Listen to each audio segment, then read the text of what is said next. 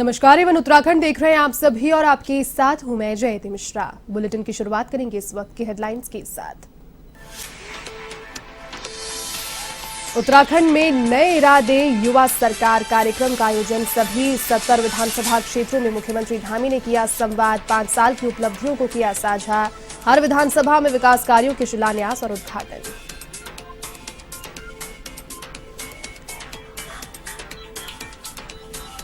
उत्तराखंड के पूर्व मुख्यमंत्री हरीश रावत की सुरक्षा में चूक। मंच पर छुरा लेकर पहुंचा शख्स। पुलिस प्रशासन में मचा हड़कंप। पुलिस ने एक व्यक्ति को गिरफ्तार कर किया मुकदमा दर्ज।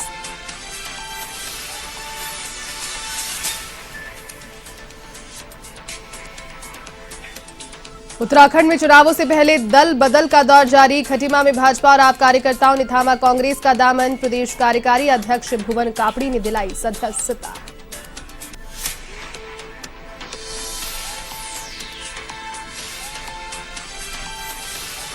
देहरादून में 100 करोड़ की धोखाधड़ी का मामला आया सामने। कंपनी के डायरेक्टर समेत 3 गिरफ्तार। सुप्रीम कोर्ट और सेबी के फर्जी दस्तखतों से तैयार किए थे दस्तावेज। डालनवाला में 11 लोगों के खिलाफ मुकदमा दर्ज।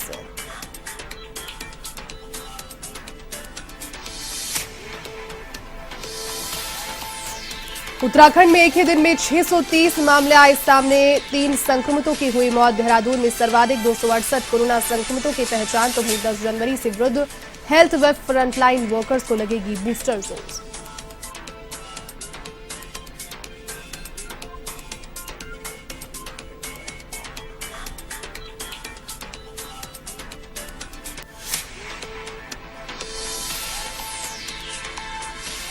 चलिए अब खबरें विस्तार से। उत्तराखंड विधानसभा के चुनाव की आचार संहिता लागू होने से पहले प्रदेश में भाजपा सरकार का मेगा इवेंट आयोजित किया गया, जिसके तहत प्रदेश के सभी 70 विधानसभा क्षेत्रों में सरकारी कार्यक्रम आयोजित किए गए, जिसमें राज्य सरकार की 5 साल की उपलब्धियों को साझा किया गया। साथ ही हर विधानसभा में विकास कार्यों के शिलान्यास और उद्घाटन भी किए गए। मुख्यमंत्री अपने विधानसभा क्षेत्र खटीमा के कार्यक्रम में मौजूद रहे, जबकि हर विधानसभा में कार्यक्रम की अध्यक्षता वहां के पार्टी विधायकों ने की। आपको बता दें कि इस मेगा इवेंट के आयोजन के लिए प्रदेश सरकार ने 8 करोड़ 40 लाख रुपए के बजट की व्यवस्था की है। हर विधानसभा के कार्यक्रम पर 12 लाख रुपए खर्च किए गए। साथ ही कार्यक्रम स्थल से मुख्यमंत्री ने लाइव संबोधन के जरिए संवाद किया। लोगों का जुलूस उनके स्वागत में उमड़ा है, उनके अभिनंदन में उमड़ा है। हमारे खटीमा में ये हमारा सौभाग्य है कि हमें आज ऐसा व्यक्तित्व हमने विधानसभा के रूप में अपने क्षेत्र से चुन के भेजा था कि आज वो इस उत्तराखंडी नहीं पूरे देश का सिरमौर बन चुके हैं। आज नरेंद्र भाई मोदी जी की भी अगर कोई पहली पसंद है तो वो केवल और केवल हमारे लोकप्रिय मुख्यमंत्री आदरणीय मोदी जी ने उत्तराखंड को अपने विकास के मानदंड में एक विशिष्ट स्थान उसके लिए दिया हुआ है। प्रधानमंत्री जी ने केदारनाथ जब आपदा आई थी, उस केदारनाथ आपदा के समय में पूरा का पूरा केदारनाथ भगवान का जो परिसर है, बाबा केदार का स्थल है, वो बाबा केदार का स्थल पूरी तरह से क्षतिग्रस्त हो गया था। और सैकड़ों वर्षों में किसी ने सोचा भी नहीं था कि नया स्वरूप कैसा होगा।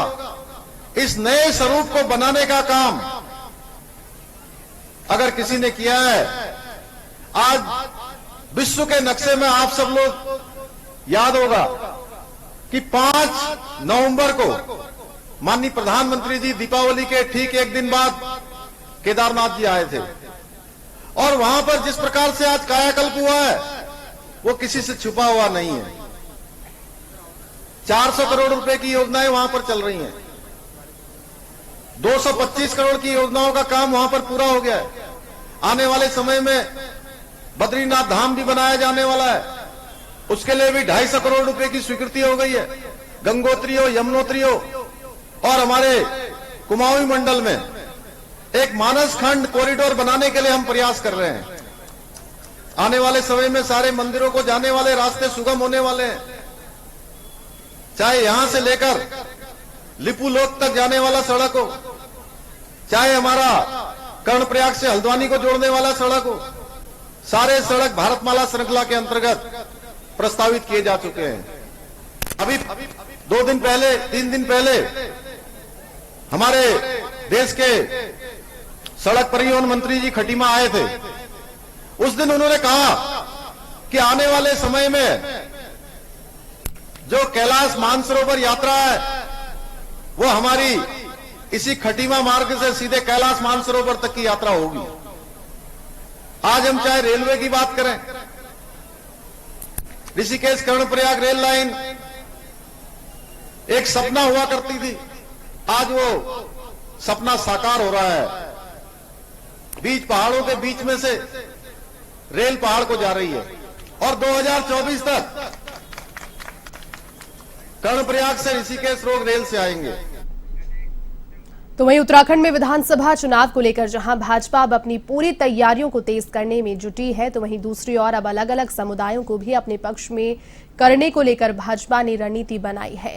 भाजपा के प्रदेश उपाध्यक्ष डॉक्टर देवेंद्र भसीन की माने तो सिख समुदाय को लेकर इन दिनों जो भी भ्रांतियां फैली है उसे अब भाजपा के द्वारा एक पुस्तिका के माध्यम से दूर करने का काम किया जा रहा है। इस पुस्तिका में सिख समुदाय के लोगों को बताने का काम किया जा रहा है कि प्रधानमंत्री नरेंद्र मोदी का उनके प्रति कितना गहरा रिश्ता है और उनके द्वारा किस प्रकार से सिख समुदाय के लिए काम किया जा रहा है। उत्तराखंड के उधम सिंह नगर में कार्यक्रम में पूर्व मुख्यमंत्री हरीश रावत की सुरक्षा में चूक होने का बड़ा मामला सामने आया। यहां काशीपुर में एक शख्स छुरा लेकर रावत के मंच पर पहुंच गया। इस दौरान वहां मौजूद कार्यकर्ताओं और नेताओं में अफरा तफरी मच गई। आनन फानन में कार्यकर्ताओं ने उस शख्स को पकड़ा और उससे छुरा छीन लिया, जिसके बाद उसे पुलिस के हवाले किया गया। एसएसपी दिलीप सिंह कुंवर ने बताया कि कांग्रेस पार्टी के द्वारा आयोजित एक कार्यक्रम में कथित तौर पर चाकू लहराने के आरोप में एक व्यक्ति के खिलाफ मामला दर्ज किया गया है। कार्यक्रम में पूर्व मुख्यमंत्री हरीश रावत भी मौजूद थे। फिलहाल पुलिस पूरे मामले की बारीकी से जांच में जुटी है।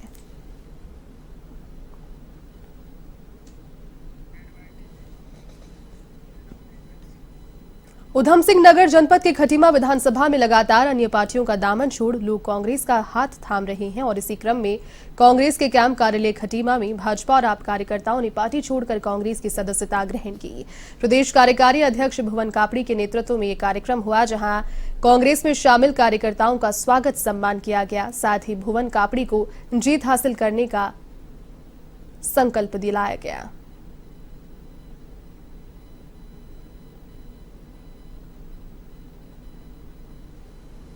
आज हमारे एक क्षेत्र के मेलाघाट झंडिया क्षेत्र के बकुलिया के लोगों ने आम आदमी party, Bharatiya Janata party, Bahujan Samajwadi party से छोड़कर कांग्रेस का दामन थामा है, क्योंकि वो सब जानते हैं कि एक आम आदमी के अधिकारों की लड़ाई सिर्फ कांग्रेस ही लड़ सकती है और एक आम आदमी को अधिकार कांग्रेस ही दे सकती है।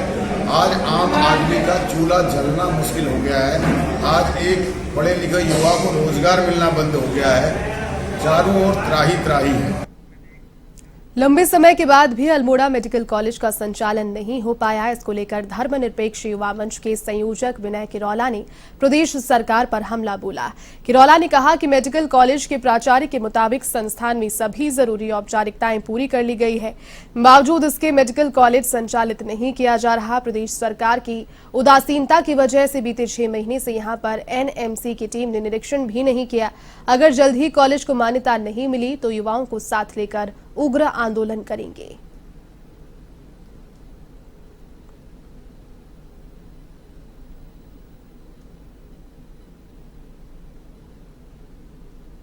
पिछले 6 महीने से यहाँ पर एमसीआई की टीम नहीं आ रही है, तो हम उत्तराखंड सरकार पे ये दबाव बनाएंगे कि उत्तराखंड सरकार तुरंत एमसीआई की टीम को अल्मोड़ा भेजे, ताकि अल्मोड़ा के लोगों की जनभावनाओं का ख्याल रखा जाए, उनका सम्मान किया जाए और अल्मोड़ा में मेडिकल कॉलेज खुले।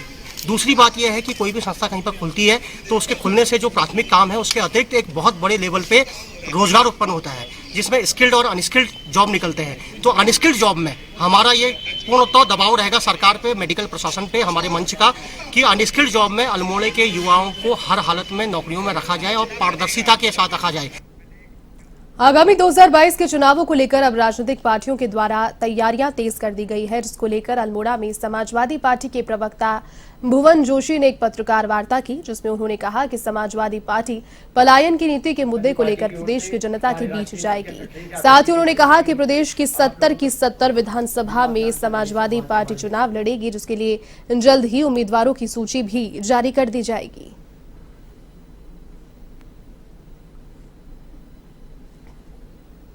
माननीय राष्ट्रीय अध्यक्ष अखिलेश यादव जी के दिशा निर्देशन पर इस बार समाजवादी पार्टी 70 की 70 विधानसभा चुनाव में चुनाव लड़ने जा रही है और लगातार हम इसी के तहत मुझे अल्मोड़ा का चुनाव प्रभारी बनाया गया है। आज मैं अल्मोड़ा में हूं, कल मैं जागेश्वर रहूंगा, परसों मैं सोमेश्वर रहूंगा और उसके बाद द्वारहाट विधानसभा, द्वारहाट के बाद रानीखेत और रानीखेत के बाद सल्ट। हम ये अपनी 6 की 6 विधानसभा लड़ाने का काम अल्मोड़ा में मुझको दिया गया। उसके कोटद्वार मेडिकल कॉलेज का भूमि पूजन करने पहुंचे कैबिनेट मंत्री हरक सिंह रावत का युवाओं ने काले झंडे दिखाकर विरोध किया। युवा मोर्चा कांग्रेस समेत युवाओं ने मंत्री का रास्ता रोकने की कोशिश की और उन्हें काले झंडे दिखाए। युवाओं ने कहा कि मेडिकल कॉलेज की भूमि खुर्द-बुर्द कर दी गई है और 2 दफा शिलान्यास के बाद भी अब भूमि पूजन किया जा रहा है, जो कि जनता को बेवकूफ बनाने जैसा है।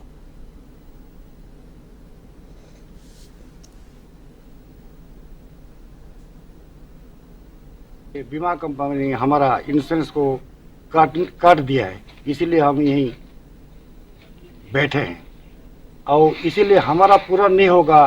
हमारा जो भी काटा है नाती का कि बेटा का जो नहीं मिलने वाला है, पितृपिता संपत्ति का जो काट लिया है और नहीं मिलने के जो बोला है इंश्योरेंस कंपनी, ये हो नहीं देने तक हम ये जगह नहीं छोड़ेंगे। वर्तमान में कोविड-19 के बढ़ते खतरे के बीच शासन के द्वारा आम जनमानस को सुरक्षित रखने और नियमों का पालन नहीं करने वाले व्यक्तियों के विरुद्ध आवश्यक दिशा निर्देश जारी किए गए। निर्देशों का कड़ाई से अनुपालन सुनिश्चित कराने के लिए जिलाधिकारी देहरादून और डीआईजी एसएसपी के द्वारा कई स्थानों का आकस्मिक निरीक्षण किया गया। निरीक्षण के दौरान सार्वजनिक स्थानों पर मास्क न पहनने और नियमों का पालन नहीं करने वाले व्यक्तियों को कड़ी हिदायत दी गई और चालानी कार्रवाई करते हुए अधिकारियों को निर्देशित किया गया। इसके अलावा मुख्य बाजार में जिन दुकानदारों ने अपनी दुकान में सोशल डिस्टेंसिंग के नियमों का पालन नहीं किया था, उनके विरुद्ध भी चालानी कार्रवाई की गई। साथ ही सभी व्यापारियों को निर्देश दिए गए कि बिना मास्क के किसी व्यक्ति को सामान उपलब्ध न कराएं। दुकानों में सोशल डिस्टेंसिंग के नियमों का कड़ाई से पालन सुनिश्चित हो।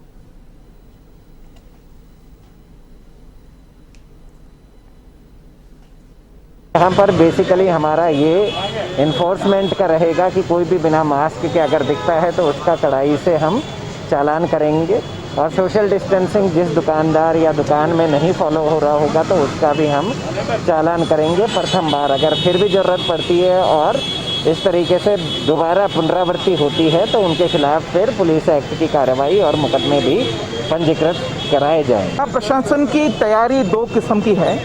एक तो जो है प्रिवेंटिव है।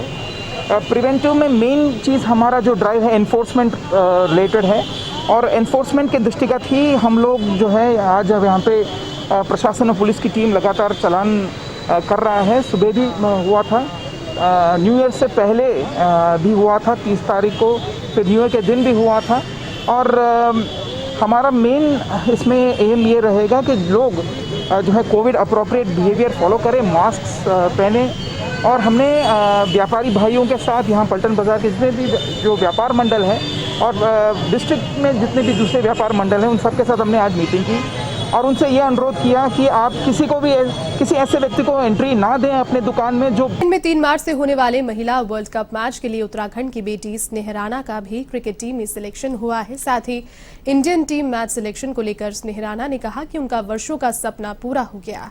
उनकी कोशिश रहेगी वर्ल्ड कप में अच्छा प्रदर्शन कर अपने देश और प्रदेश का नाम रोशन करें। उन्होंने युवाओं को संदेश देते हुए कहा कि अगर कड़ी मेहनत की जाए तो कोई भी लक्ष्य प्राप्त किया जा सकता है।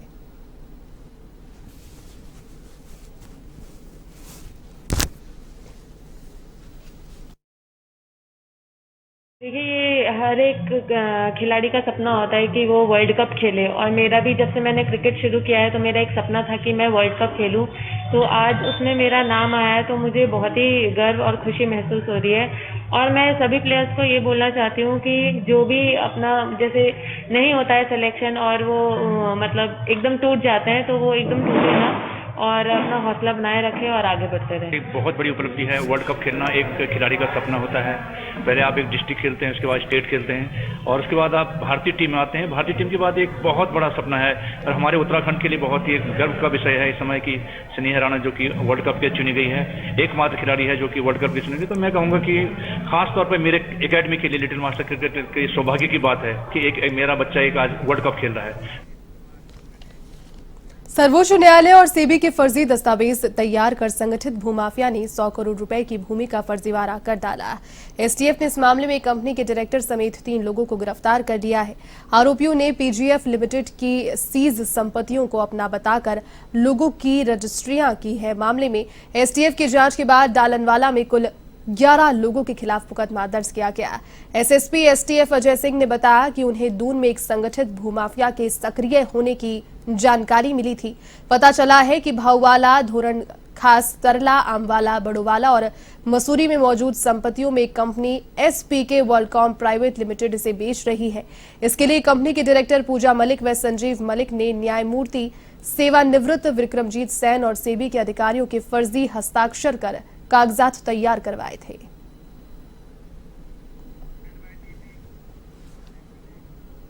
तो वहीं पूरे देश के साथ उत्तराखंड में भी कोरोना संक्रमण तेजी से बढ़ रहा है। 7 महीने के बाद एक दिन में सबसे अधिक 630 नए मरीज सामने आए। तो वहीं 24 घंटे में 3 कोरोना मरीजों ने दम भी तोड़ दिया। अब सक्रिय मरीजों की संख्या 1425 पर पहुंच गई है। स्वास्थ्य विभाग के अनुसार 16,214 सैंपलों की जांच रिपोर्ट नेगेटिव आई और 12 जिलों में 630 लोग कोरोना पॉजिटिव पाए गए। देहरादून जिले में 268 संक्रमित मिले, जबकि हरिद्वार में 119, नैनीताल में 85, पौड़ी में 72, उधम सिंह नगर में 35, अल्मोड़ा में 18, उत्तरकाशी में 11, चंपावत में 8, चमौली में 5, टिहरी और पिथौरागढ़ में 4, बागेश्वर जिले में 1 संक्रमित मिला। तो वहीं कोरोना की तीसरी लहर से निपटने के लिए प्रदेश सरकार ने कमर कस ली है। कोविड की 2 डोज लगा चुके 60 वर्ष से अधिक आयु के वृद्धों, स्वास्थ्य कर्मी और फ्रंटलाइन वर्कर्स को सुरक्षा कवच देने के लिए 10 जनवरी से बूस्टर डोज दी जाएगी।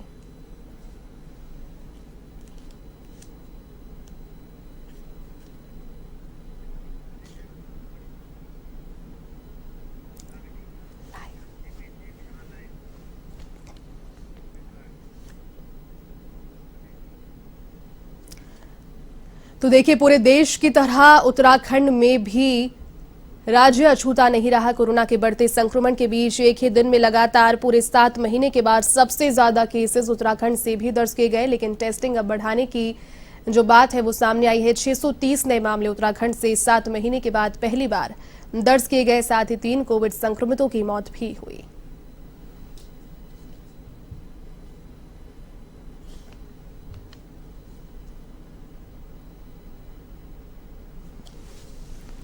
तो आपको बता दें कि इसी बीच एक बड़ा फैसला लेते हुए 10 जनवरी से वृद्ध, फ्रंटलाइन वर्कर्स, कर्मचारी और अन्य इसी कैटेगरी में आने वाले लोगों को अब बूस्टर डोज कोविड की दी जाएगी।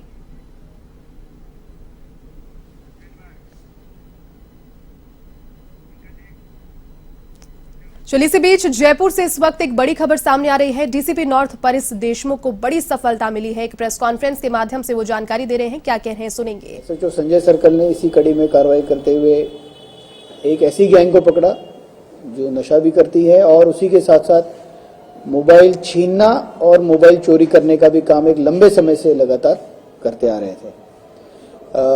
एसएचओ संजय सर्कल, उनकी पूरी टीम ने इसमें बड़ा ही सराहनीय कार्य करते हुए अब तक 121 मोबाइल 2 आरोपियों से बरामद कर लिए गए हैं। इनकी लगभग 200 के करीब वारदातें इन्होंने बताई है, जिसमें से 121 मोबाइल रिकवर हो गए।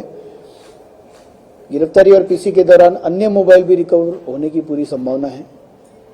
इसका अगला स्टेज जो है वो जो ये मोबाइल है, मोबाइल के ओनर को ट्रेस करके ही मोबाइल उन्हें लौटाना होगा।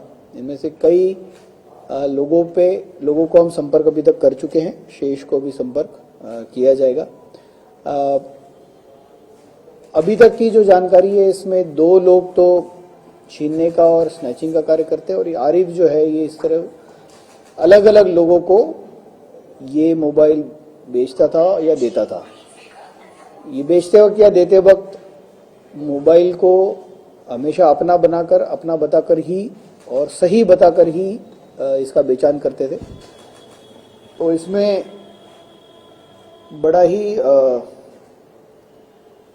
सराहनीय कार्य करते हुए इस टीम ने लगभग अब तक की मैं कहूँगा कि सबसे बड़ी रिकवरी किसी मुकदमे में है ये, जहाँ पे 131 मोबाइल एक गैंग से रिकवर हुए। आपको अगर कुछ पूछना है तो यार ओपन क्वेश्चंस।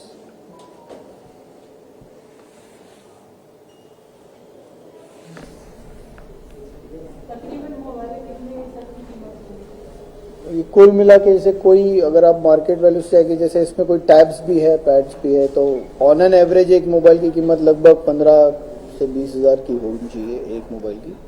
कुछ इसमें छोटे कीपैड वाले मोबाइल्स भी है, बट ज़्यादातर जो मोबाइल है वो सारे स्मार्टफोन से जो 10 से 15 हज़ार की रेंज के मिनिमम।